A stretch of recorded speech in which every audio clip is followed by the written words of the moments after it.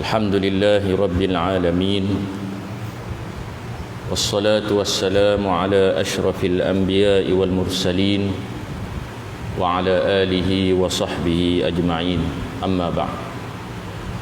Yang dihormati Haji Pa selaku pengerusi majlis, yang dihormati lagi dikasihi pengerusi, imam-imam dan seluruh anjutan kuasa Masjid Kampung Nibong, pemimpin-pemimpin masyarakat, muslimin muslimat, hadirin dan hadirat yang dirahmati Allah Subhanahu wa taala sekalian. A'udzu billahi minasyaitonir rajim. Ya ayyuhalladzina amanu kutiba 'alaikumus shiyamu kama kutiba 'alal ladzina min qablikum la'allakum tattaqun. Maksudnya, wahai orang-orang yang beriman, diwajibkan ke atas kamu berpuasa sebagaimana diwajibkan ke atas orang-orang sebelum daripada kamu, supaya kamu bertakwa kepada Allah Subhanahu wa taala.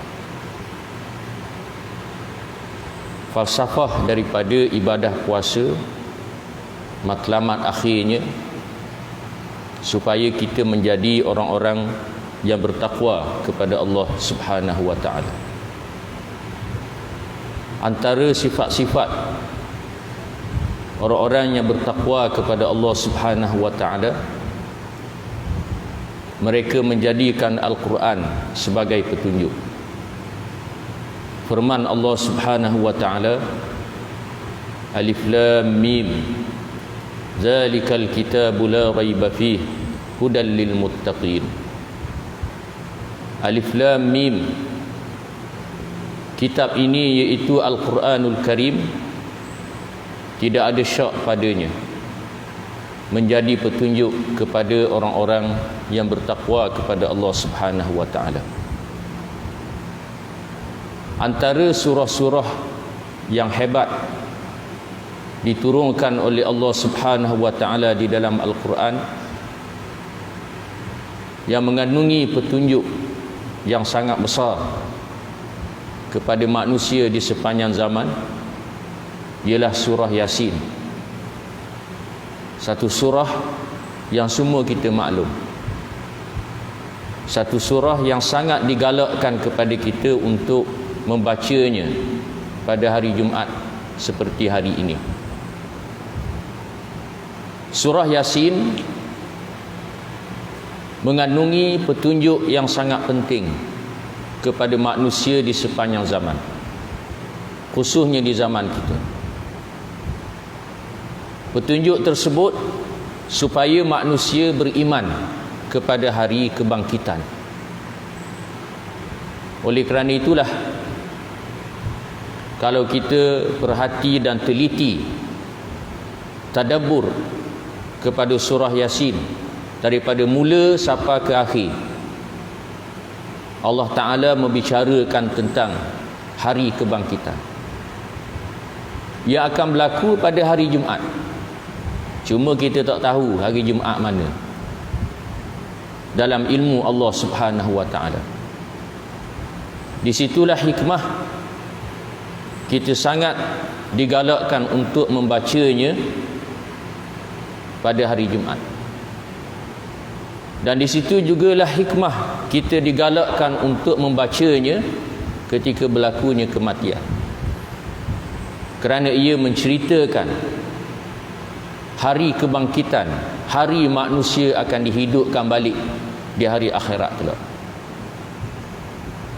yang dirumuskan oleh Allah Subhanahu wa taala di dalam firman-Nya, Inna nahnu nuhyil mauta wa naktubu ma qaddamu wa atharahum wa kulla syai'in ahsaynahu fi imamin mubin. Maksudnya, sesungguhnya kami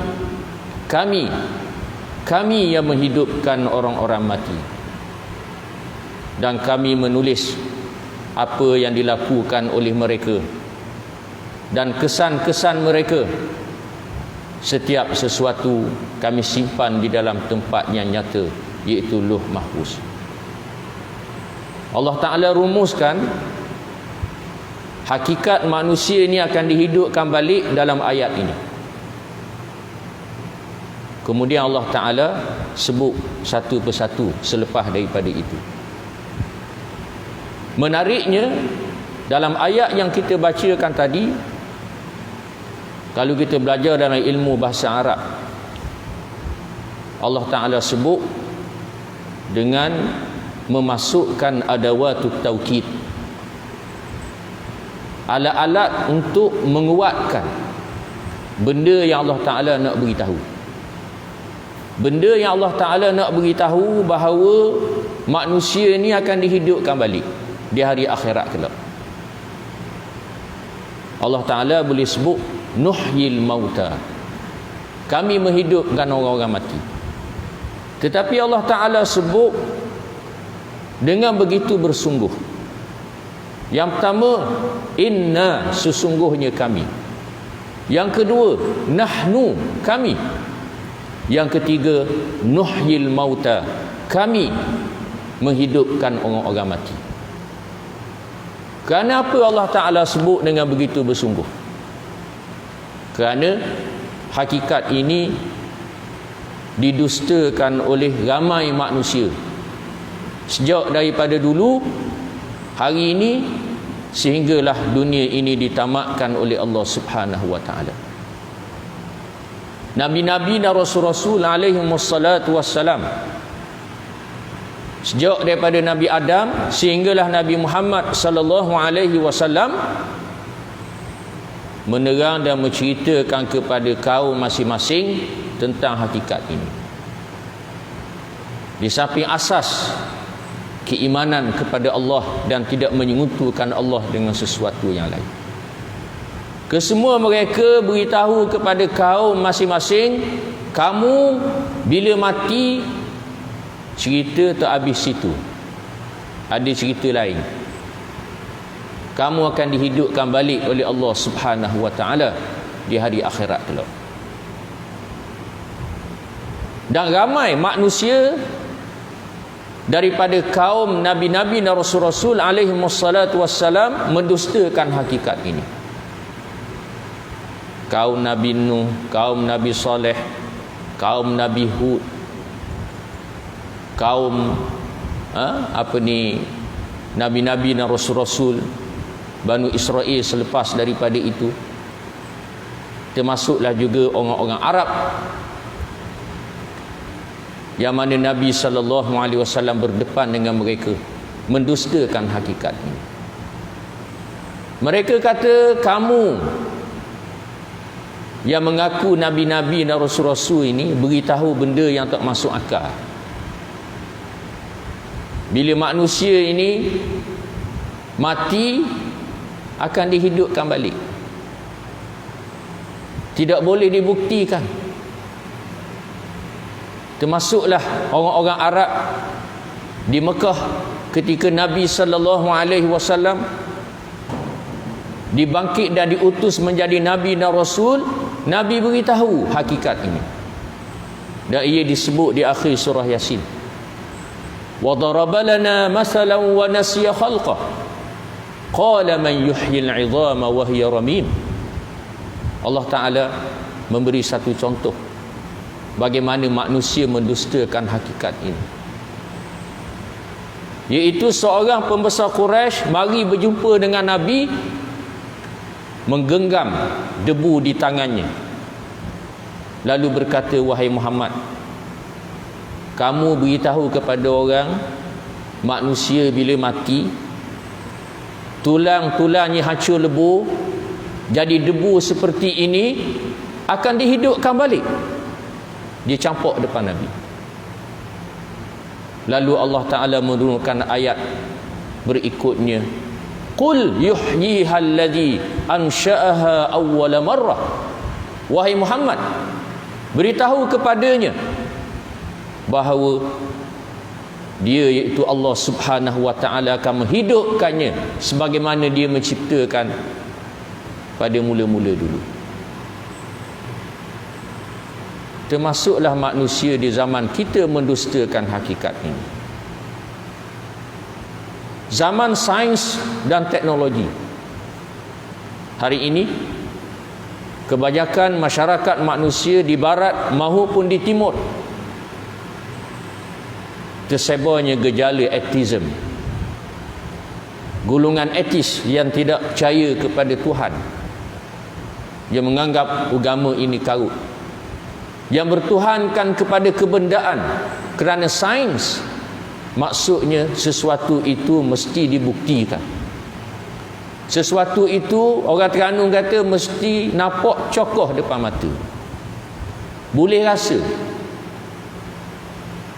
Maka bila agama ajar benda-benda yang tidak boleh dibuktikan oleh sains, termasuk manusia bila mati akan dihidupkan balik, hari ini ramai manusia yang mendustakan hakikat ini kerana mereka mendakwa sains tidak boleh membuktikan. Tidak ada orang mati hidup balik menceritakan apa yang berlaku. Di sinilah petunjuk Al-Quran dalam surah Yasin yang sangat besar yang kita baca tiap-tiap hari Jumaat.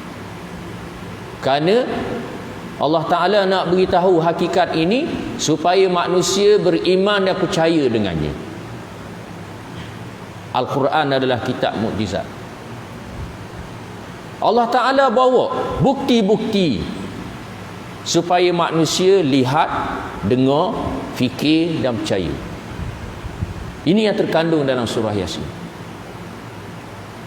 Antaranya Allah Ta'ala bawa cerita kisah 3 orang Nabi yang dibangkitkan oleh Allah di satu negeri.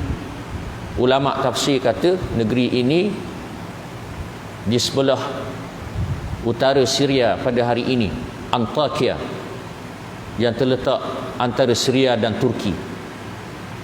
Allah Ta'ala utus 3 orang Nabi kerana penduduk di negeri ini tidak beriman kepada Allah dan tidak percaya bahawa manusia ini bila mati akan dihidupkan balik di hari akhirat kelak. 3 orang Nabi ini dakwah, seru, cerita, bawa bukti, hujah, dalil, fakta bahawa Allah itu ada, bahawa kita mati akan dihidupkan balik, di sana ada hari akhirat. Semua penduduk negeri ini tidak percaya. Mereka kata ini semua bohong, karut. Kecuali seorang lelaki yang bernama Habib, yang bekerja sebagai tukang kayu, yang tinggal di pinggir negeri itu. Bila Habib mendengar apa yang berlaku ini, dia berjalan dengan cepat, berjumpa dengan Nabi-Nabi ini, beritahu, aku percaya dengan apa yang kamu bawa. Dan dia terus melaksanakan tugas dakwah, menyampaikan kepada penduduk negeri itu supaya percaya kepada Nabi-Nabi ini. Dia kata Nabi-Nabi ini tak minta apa daripadamu, tak minta jawatan, tak minta harta. Nabi-Nabi ni bawa benda betul, benda benar. Bukan penduduk negeri itu percaya. Mereka tangkap Habib, mereka hempas di atas tanah dan mereka pakak jirik ramai-ramai sehingga terburai perut, mati. Lalu Allah Ta'ala sebut, qila dkhulil jannah, dikatakan kepadanya, masuklah kamu ke dalam syurga. Bila Habib ni mati, tiba-tiba hidup. Dia tengok nikmat yang melimpah ruah. Lalu dia berkata, qala ya laita qaumi ya'lamun, aku bercita-cita kaumku tahu betul apa yang dibawa oleh Nabi-Nabi ini sebelum manusia ini akan dibangkitkan di hari akhirat kelak. Rupa-rupanya di sana ada alam lain, alam barzakh. Aku hidup, aku melihat betapa besarnya nikmat Allah yang dikurniakan kepada aku kerana aku menjadi orang-orang beriman. qila adkhulil jannah qala ya laita qaumi ya'lamun bima ghafara li rabbi wa ja'alani minal mukramin. Malaikat kata, wahai Habib, kamu tidak akan dihidupkan balik supaya beritahu kepada penduduk negeri kamu ini hakikat manusia ini akan dihidupkan balik di alam barzah, di hari akhirat kelak, dihidupkan balik, dibangkitkan. Kerja kamu sudah selesai wahai Habib. Tanggungjawab kamu hanya untuk menyampaikan. Orang nak percaya, orang tak nak percaya, itu bukan urusan kamu. Habis cerita Habib. Lalu Allah Ta'ala sebut dalam ayat-ayat berikut kebesaran dan kekuasaan Allah. Allah Ta'ala menjadikan bumi, Allah Ta'ala menurunkan hujan. Bumi yang kering kontang, diturunkan hujan, tumbuh tumbuhan.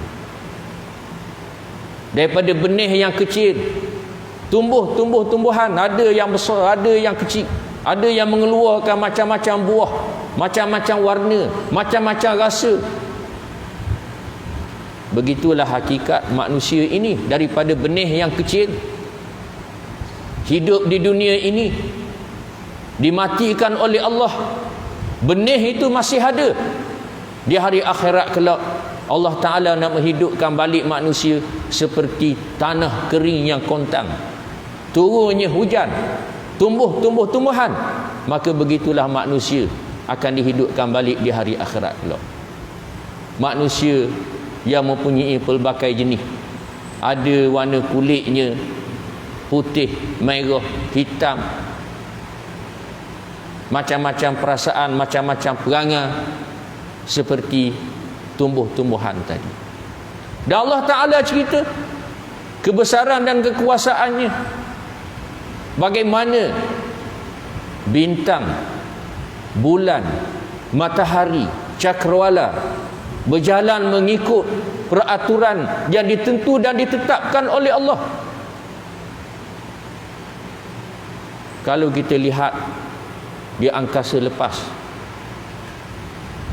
kita akan terpegun bagaimana besarnya alam semesta ini. Saintis-saintis NASA yang buat kajian tentang angkasa lepas, mereka mempunyai teropong. Teropong bukan besar peha, besar menara sejik teropong. Mereka suluh di angkasa lepas. Mereka kata bintang-bintang di langit lebih banyak daripada pasir-pasir di pantai dan pasir-pasir di gurun. Itu baru satu galaksi. Di sana terdapat berbilion, bertrilion galaksi. Planet bumi ni halus siap je, macam debu yang halus. Semuanya berjalan mengikut peraturan, undang-undang yang dicipta dan diuruskan oleh Allah Subhanahu wa ta'ala. Tak belaga antara satu sama lain. Maknanya Allah Ta'ala nak beritahu, kalau Allah Ta'ala nak hidupkan balik manusia, orang Terengganu kata barang peh je, mudah sangat je. Tapi manusia mendustakan hakikat ini. Kemudian Allah Ta'ala sebut dalam ayat-ayat yang berikut, Allah Ta'ala nak beritahu mati ini macam tidur. Wa nufikha fis suri fa idahum minal ajdasi yansilun. Qalu ya wailana man ba'athana min marqadina. Bila ditiup sakakala, lalu manusia dibangkitkan, termasuk orang-orang kafir yang mendustakan hakikat bahawa di sana ada kehidupan selepas daripada kematian. Mereka kata, man ba'athana min marqadina, siapa dia yang kejutkan kami tengah tidur sedap ni? Maknanya Allah Ta'ala nak beritahu mati ni macam tidur. Mati ni macam tidur. Dan kita bila tidur, kita akan bangun. Begitulah juga bila manusia ni mati, akan dibangkitkan. Dan di sinilah juga hikmah kita disunatkan untuk baca surah Al-Kahfi pada hari Jumaat. Kerana dalam surah Kahfi menceritakan sekumpulan pemuda yang ditidurkan oleh Allah selama 300 tahun lebih. Bila mereka bangkit daripada tidur, mereka ingat mereka tidur sekejap aja. Rupa-rupanya mereka tidur selama 300 tahun lebih. Lalu selepas daripada itu mereka dimatikan oleh Allah. Maknanya Allah Ta'ala nak beritahu, mati ini macam tidur. Dan kita bangun daripada tidur, begitulah kita akan dibangkitkan oleh Allah daripada kubur masing-masing. Kemudian Allah Ta'ala sebut di akhir surah Yasin, beritahu kepada kita bahawa sangat mudah bagi Allah untuk menghidupkan balik manusia. Allah Ta'ala menjadikan langit-langit dan bumi. Awalam yarau annallaha alladhi khalaqas samawati wal ard biqadirin ala an yakhluqa mislahum. Dalam ayat yang lain, awalam yarau annallaha alladhi khalaqas samawati wal ard wa lam ya'ya bi khalqihinna biqadirin ala an yakhluqa mislahum. Allah Ta'ala buat langit-langit, bumi-bumi yang begitu luas, begitu besar. Mudah sangat kalau Allah Ta'ala nak hidupkan balik manusia. Akhirnya Allah Ta'ala sebut makhluk-makhluk ini Allah Ta'ala buat dengan hanya firman kun fayakun. Jadi maka jadi. Di sinilah hikmah kita disunatkan untuk baca surah Yasin pada hari Jumaat. Kerana terkandung petunjuk yang kita sebutkan tadi. Petunjuk supaya manusia beriman kepada hari akhirat. Antara nama-nama hari akhirat itu ialah Yaumul Bi'tsah, hari kebangkitan. Manusia akan dihidupkan balik di hari akhirat, akan dihisap dan dihitung di hadapan Allah Subhanahu wa Ta'ala.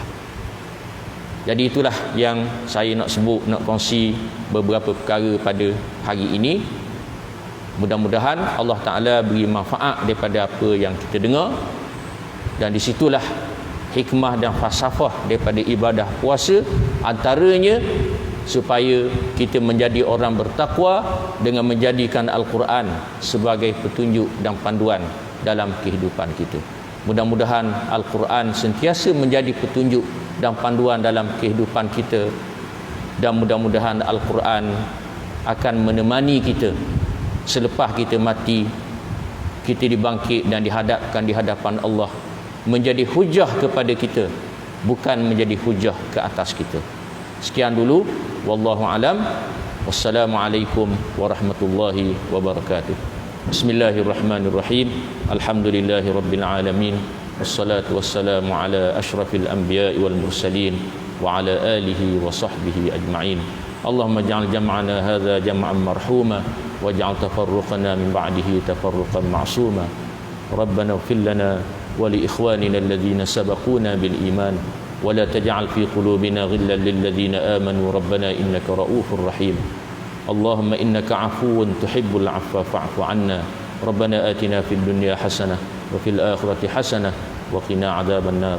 Wa sallallahu ala Muhammadin wa ala alihi wa sahbihi wa sallam.